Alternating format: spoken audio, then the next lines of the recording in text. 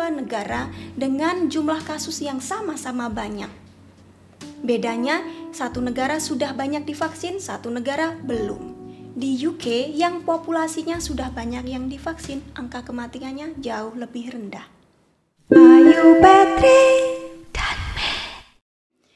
Hai teman-teman, apa kabar semuanya di hari Idul Adha kemarin? Untuk yang baru gabung di channel ini, kenalin dulu, nama saya Ayu, saya tinggal di Budapest, Hongaria. Update sebentar, virus corona di Hongaria sudah jauh lebih berkurang. Sekarang aturan dari pemerintah kita boleh kemana saja tanpa menggunakan masker. Dan sekarang sedang musim panas, jadi orang-orang banyak pergi keluar kota, berenang ke danau, bahkan ke luar negeri. Karena perbatasan juga sudah buka. Di Indonesia kebalikannya, setiap hari ada rekor, tapi bukan rekor dalam hal yang bagus. Bahkan sekarang Indonesia merupakan epicenter terbaru dari virus corona. Termasuk orang-orang yang sudah divaksin masih sakit juga. Ibu kandung saya sendiri di Indonesia sudah divaksin 2 kali menggunakan Sinovac dan kemarin ini ternyata dinyatakan positif. Pertanyaan yang sering muncul adalah kenapa orang-orang yang sudah divaksin tetap terkena virus corona? Saya jelaskan dulu, saya bukan dokter ataupun ilmuwan, tapi saya adalah seorang penerjemah dulunya waktu masih bekerja di kantor. Semua yang akan saya katakan di sini berdasarkan dari berita yang saya kumpulkan dari Hongaria, baik berbahasa lokal maupun berbahasa Inggris. Alasan pertama kenapa banyak orang yang sudah divaksin tetap sakit adalah karena tidak ada atau belum ada vaksin COVID-19 yang efikasinya 100%. Artinya, vaksin apapun yang kita dapatkan tidak akan 100% membuat kita kebal terhadap virus corona. Apalagi kebanyakan vaksin dibuat sebelum ada varian Delta. Sekedar info saja, ibu mertua saya meninggal karena varian Alpha pada bulan Maret 2021 lalu. Kita lihat keadaan di negara tempat tinggal saya di Hongaria, penduduknya sudah 54,4% divaksin. Di sini mereka menggunakan vaksin Pfizer, Moderna, AstraZeneca, Janssen, Sputnik, dan Sinovac. Ada 6 dan kita bebas memilih mau pakai yang mana. Kecuali untuk anak-anak 12-18 tahun harus menggunakan Pfizer. Kasus harian saat ini ada di bawah 100, sangat sedikit. Hongaria merupakan salah satu negara Eropa yang penduduknya sudah paling banyak divaksin. Apakah ini berarti kami sudah aman? Rasanya terlalu awal untuk menyimpulkan hal itu karena sejauh ini belum banyak dilaporkan tentang adanya varian Delta. Apalagi semua orang sekarang nggak pakai masker, bebas kemana-mana, liburan ke luar negeri. Perbatasan juga bebas, kita mau ke Kroasia, mau ke Romania, mau ke Austria, bebas. Nanti pulangnya bawa oleh-oleh Delta varian, kita nggak tahu. Jadi menurut saya masih terlalu awal untuk senang-senang dulu. Saya sekeluarga pun kalau keluar masih menggunakan masker. Kita lihat di sini, negara yang ada di bawah Hongaria adalah UK. Dengan penduduk yang divaksin sekitar 54,2%. Pada tanggal 20 Juli, jumlah kasus virus corona dalam sehari adalah sekitar 46.000 positif. Banyak juga, bahkan bisa dibandingkan dengan Indonesia. 60% dari mereka yang sakit karena COVID dan masuk ke rumah sakit adalah mereka yang belum divaksin. Jadi sisanya 40% yang sakit ini adalah mereka yang sudah divaksin, angka yang sangat tinggi. Kemudian teman-teman mungkin bisa melihat apa bedanya Hongaria dengan UK, sama-sama sudah banyak yang divaksin, yang satu ada banyak kasus, sementara yang lainnya jarang. Ada satu perbedaan yang kelihatan karena di UK sudah dimasuki varian Delta, sedangkan di Hongaria belum. Intinya varian Delta ini jauh lebih menular dibandingkan varian sebelumnya, dan inilah yang sedang kita hadapi di Indonesia juga. Pertanyaan selanjutnya, kemudian untuk apa kita divaksin kalau kita tetap akan sakit? Sekarang kita bandingkan keadaan di UK dan di Indonesia. Di UK, 54,2% populasi sudah divaksin. Angka kematiannya 96. Sedangkan di Indonesia, hanya 6% populasi sudah divaksin. Dan angka kematian 1.280. lebih dari 10 kali lipat yang ada di UK. Dari situ teman-teman bisa menilai sendiri dua negara dengan jumlah kasus yang sama-sama banyak. Bedanya, satu negara sudah banyak divaksin, satu negara belum. Di UK yang populasinya sudah banyak yang divaksin, angka kematiannya jauh lebih rendah. Poin selanjutnya yang penting untuk dibicarakan adalah efikasi vaksin terhadap varian Delta. Beberapa bulan yang lalu saya membuat tabel ini untuk membandingkan berbagai macam jenis vaksin. Tapi tabel ini dibuat sebelum ada varian Delta. Yang saya baca dari berbagai media asing saat ini bahwa semua vaksin efikasinya akan menurun ketika dihadapkan melawan varian Delta. Seperti yang kita lihat di UK tadi, orang-orang yang sudah divaksin tetap akan bisa terkena COVID. Dan vaksin mereka bukan Sinovac, bukan Sinopharm, tapi vaksin dari dunia barat. Pfizer, Moderna, AstraZeneca, dan Janssen. Tetap mereka bisa sakit, tapi vaksin bisa menekan angka kematian. Meskipun kita sakit, meskipun kita masuk rumah sakit, diharapkan kita nggak akan sakit separah mereka yang belum divaksin. Bisa dilihat di UK tadi, pada tanggal 19 Juli kemarin, hanya 19 orang meninggal dari 36.000 kasus positif.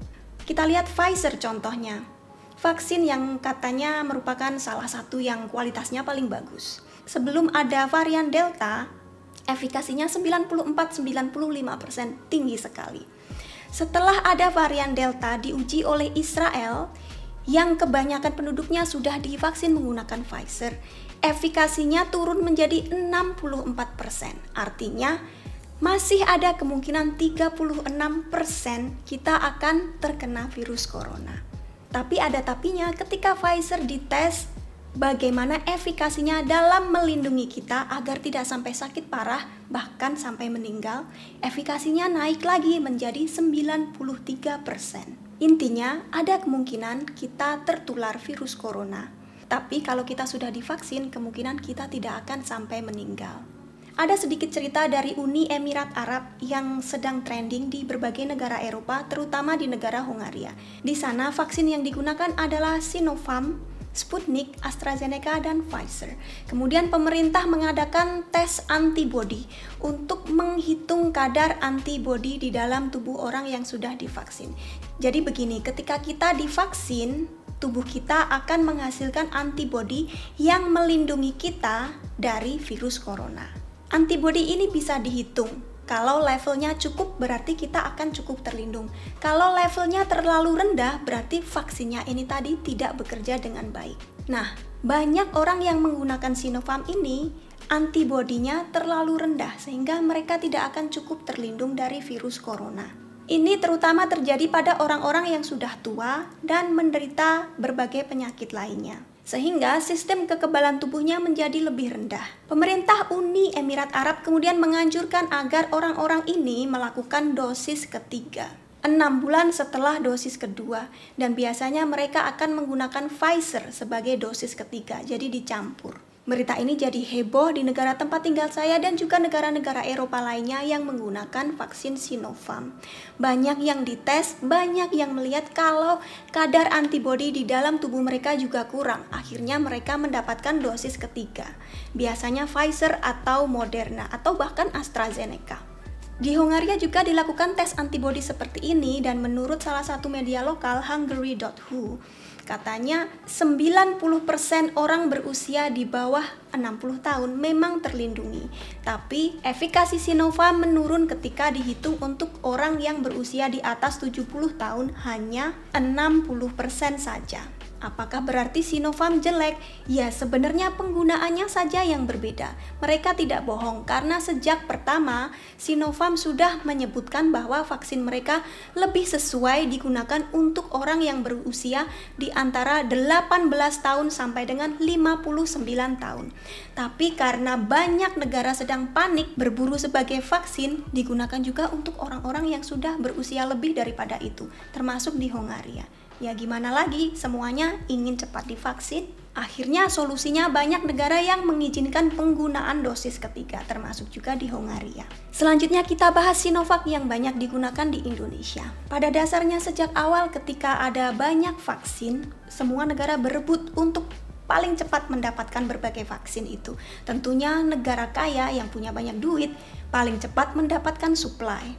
Negara berkembang yang terbatas duit dan juga infrastruktur harus menunggu. Apalagi vaksin baru mRNA harus disimpan pada suhu yang sangat rendah. Bayangkan kalau di Indonesia di pedalaman, mana ada freezer yang bisa menyimpan dengan suhu minus 70 derajat Celcius. Kan susah.